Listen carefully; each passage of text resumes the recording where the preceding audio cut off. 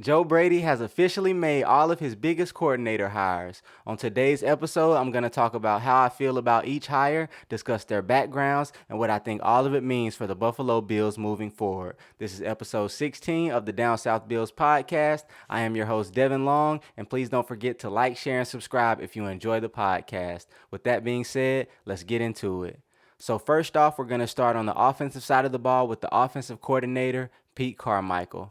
Pete Carmichael, he spent over a decade as the offensive coordinator for the New Orleans Saints under Sean Payton from 2009 to 2003. He was part of one of the most successful stretches in NFL history as far as offense is concerned. That includes a Super Bowl championship in 2009, Drew Brees winning Super Bowl MVP, multiple top-ranked offenses, two NFL Player of the Year awards for Drew Brees in 2008 and 2011, and Carmichael has a ton of experience working under an offensive head coach who's calling plays. And I think that makes the pairing with Joe Brady make a lot of sense. Brady can focus on the head coaching responsibilities, the game management, the culture, the leadership, and the big picture vision.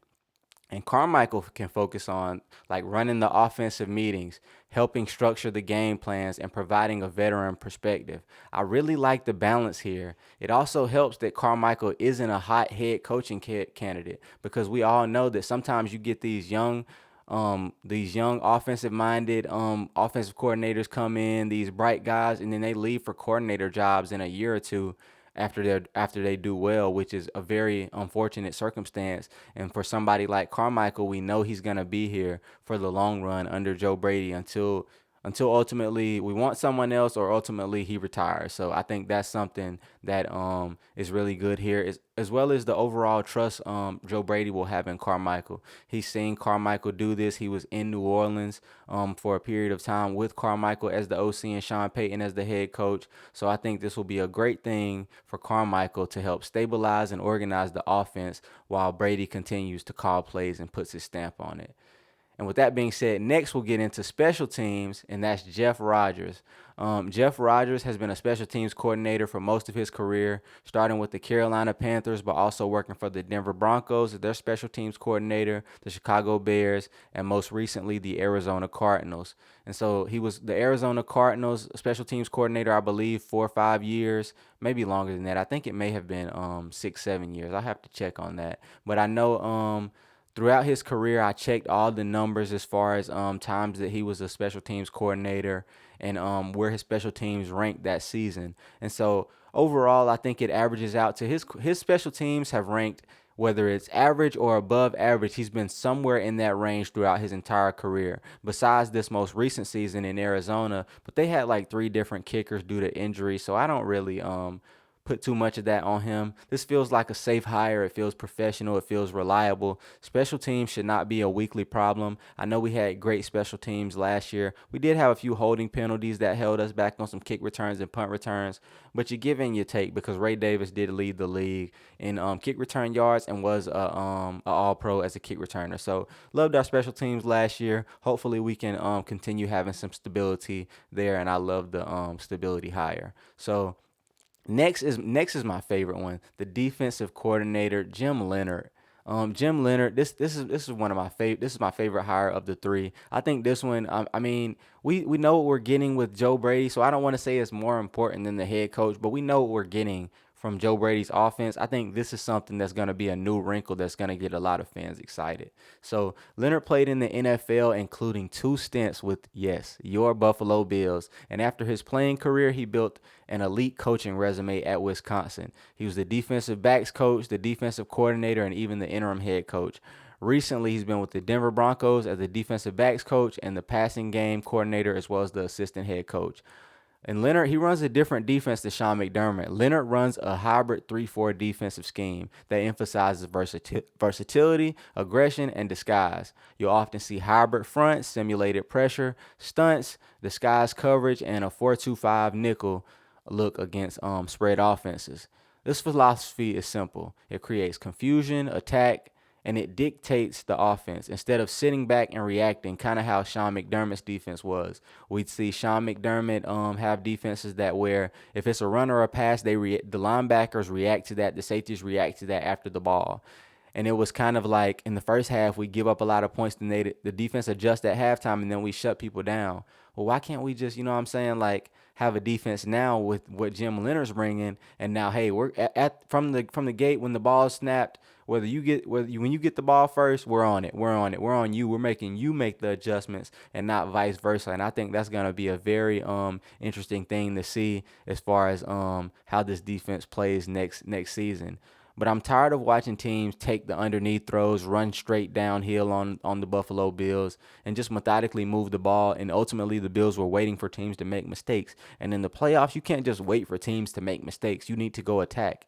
And so I like that Leonard has this attack defense that Joe Brady and Brandon Beane discussed that Joe Brady wanted in his initial press conference. And so how the current roster fits this personnel, and I think this is the interesting piece.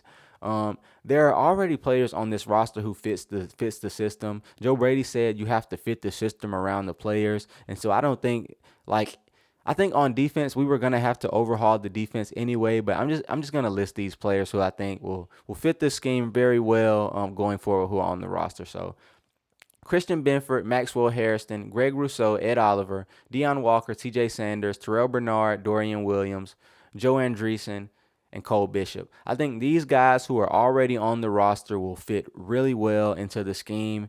And these are also just the guys who I think we're going to keep in the offseason because of some expiring contracts and things of that nature. Guys who are leaving in free agency may get higher pay cuts than what we're able to give them. So I think overall, this defensive core is a pretty solid one for this defense. Both Bernard and Andreessen played in similar defenses in college.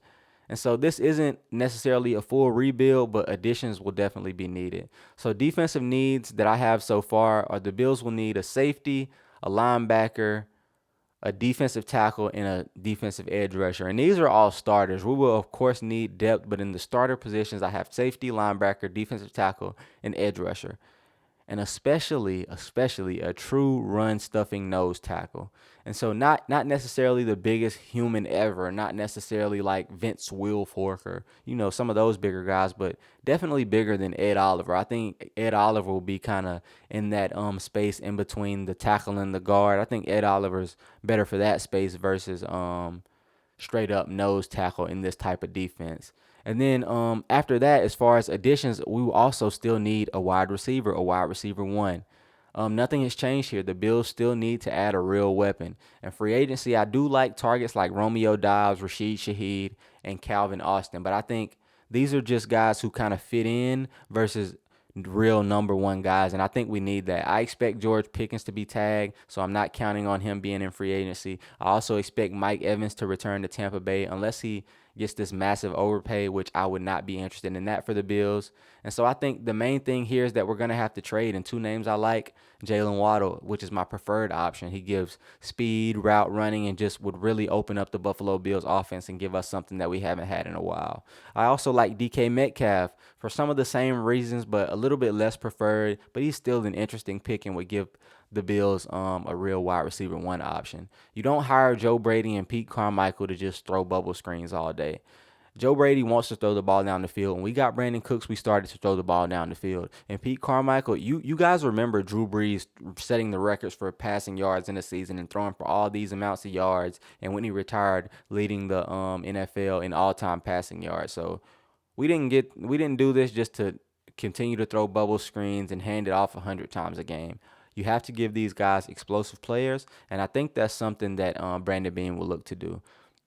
Also, linebacker and safety targets, kind of getting back to the defense here. Linebacker Leo Chenal, he played under Leonard at Wisconsin. I think that would be a great pickup. And then safety Jalen Thompson coming out of Arizona for the Cardinals. And then also P.J. Locke, who played under Leonard this past season at the Denver Broncos. So I think there's some players out there that we can get in free agency. Some of these are definitely going to have to be trades, including my next one, which is edge and D tackle. I think we can definitely find some starter level players at edge and defensive tackle in the free agency, but I don't think you want to overpay for like a Trey Hendrickson or like someone like that that's a little bit older, unless it's on a cheaper number, because we've kind of done that before. Like maybe a Khalil Mack would be good in this defense, but if it's Khalil Mack, let me get Khalil Mack at like, a reasonable price here. Not a Joey Bosa deal, 12, $13 million, and then kicking the can to where we're paying Joey Bosa $7 million next year, and he's not even going to be on the team. I'm thinking like giving Khalil Mack $6, $7 million, whatever that number is, just something reasonable to kind of fit in the scheme if that's the case. But I really want young ascending players who we can kind of have around a minute, or players that have a little bit of ceiling versus, hey, these guys can get hurt, or these guys are old and could potentially be guys who are already falling off and we just don't know it. So as far as the big picture, this coaching staff really tells me that the philosophy is changing. The structure of this team is really modernizing, specifically the defense, and it's becoming more aggressive. There will be roster turnover. I don't know how much, but I'm looking forward to seeing it. I'm excited either way, especially because of the new coaching changes, specifically the one on defense. And Joe Brady, he didn't come here to recreate Sean McDermott's team or Sean McDermott's vision. I think he came to more so build upon it and put his own little twist on everything, especially on the defense, getting somebody new like Carmichael. And so all of this is different, but all of this is intentional. And as I said before, I'm optimistic. So yeah, 3 new coordinators, 3 different backgrounds, but 1 unified vision: aggressive offense, attacking defense, stable special teams. The offense is going to be active. The offseason is going to be active. It's going to be messy, but it's also going to be fun. And so if you enjoyed this breakdown, make sure to like, comment, and subscribe. If you have any questions, please leave those in the comments. And once again, go Bills.